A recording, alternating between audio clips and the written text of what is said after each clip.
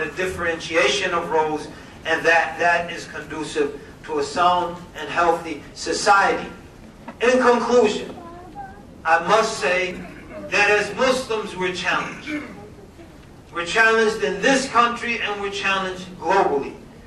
We're challenged to make a greater effort, a far greater effort, to bring the teachings of our religion to bear in our everyday life, in our institutions, and in our societies, so that they can be an example for people, so that they might be served as an alternative for people that are seeking a credible alternative. But if we talk about the common bond that Islam encourages us to recognize in each other, if we talk about how these nations and tribes are to recognize each other, but in our mosques, in our councils, in our homes, we have racist attitudes. Who is there to translate those teachings into a viable example to help provide people with an alternative? I'll give you one small example. In most of our Muslim cultures, when girls who are lighter complexion get married far faster than girls of darker complexion.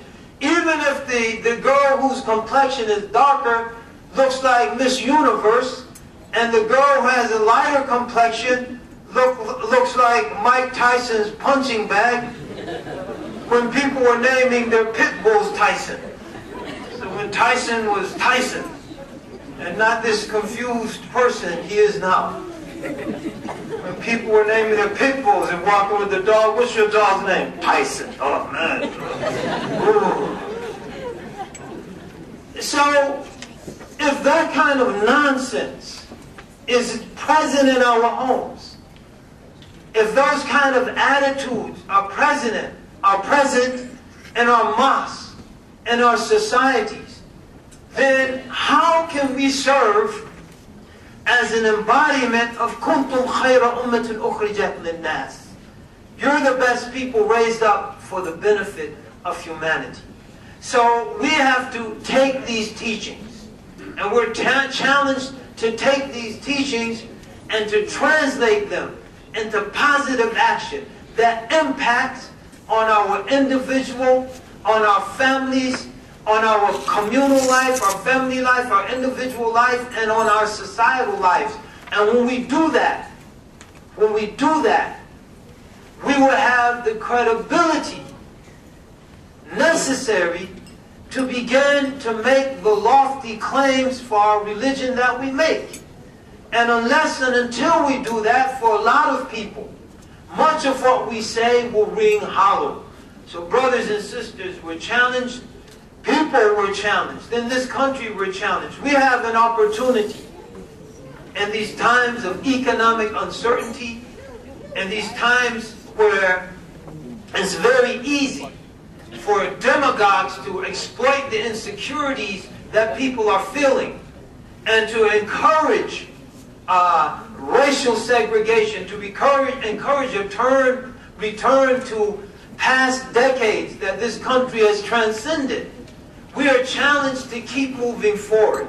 We're challenged to keep working together to try to create the kind of society where everyone will feel welcome, where everyone feels that they have a part to play, and to make the necessary sacrifices to provide that safety net for so many people who, through no fault of their own, find themselves facing very, very, very difficult economic circumstances. So collectively, if we can come together as we've come together this evening, if we can put our hearts and minds together, if we can tap into the best of our respective traditions, the best of our respective religious teachings and moral and ethical teachings, we will move forward, and we will create a better tomorrow, and we will be a source of hope for each other, and not a source of dread and apprehension. Assalamu alaikum wa rahmatullahi wa barakatuh.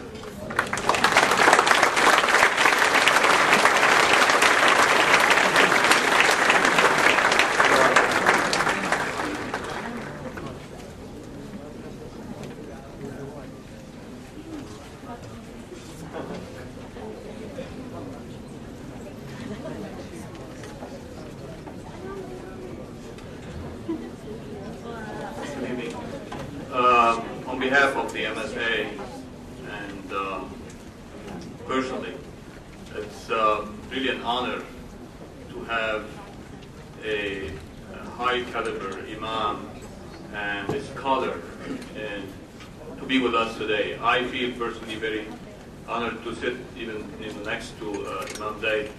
His impact over all the years on the Muslim communities in this nation, and even the non-Muslim, and the balanced and well-spoken Islamic voice that we all need, especially these days.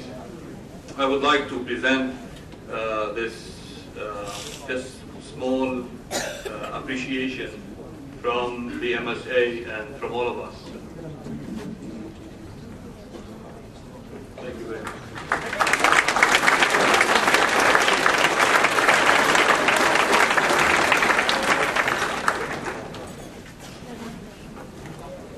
Thank you, Dr. Jabbar and Imam Zaid.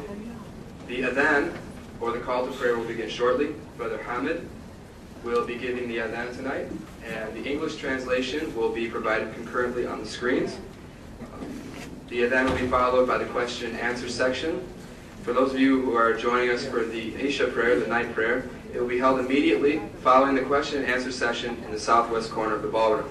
For non-Muslims who may not have observed a prayer before, please feel free to look on and to also ask us any questions you may have following the prayer. Brother Hamid.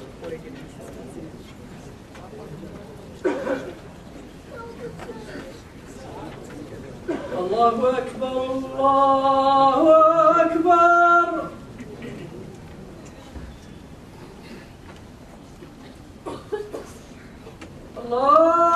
Allahu Akbar, Allahu Akbar.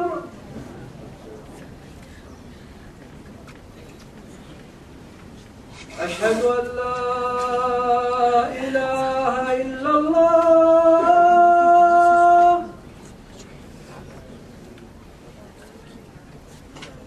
Ashhadu an la ilaha illallah.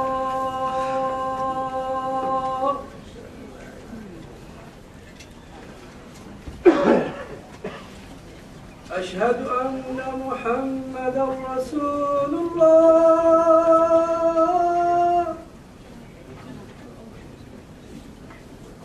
أشهد أن محمدا رسول الله.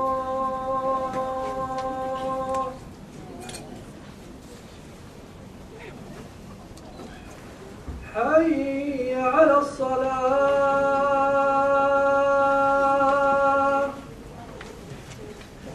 حي على الصلاة.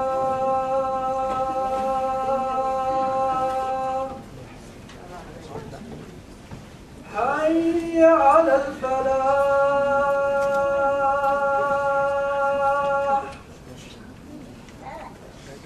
حي على الفلاح.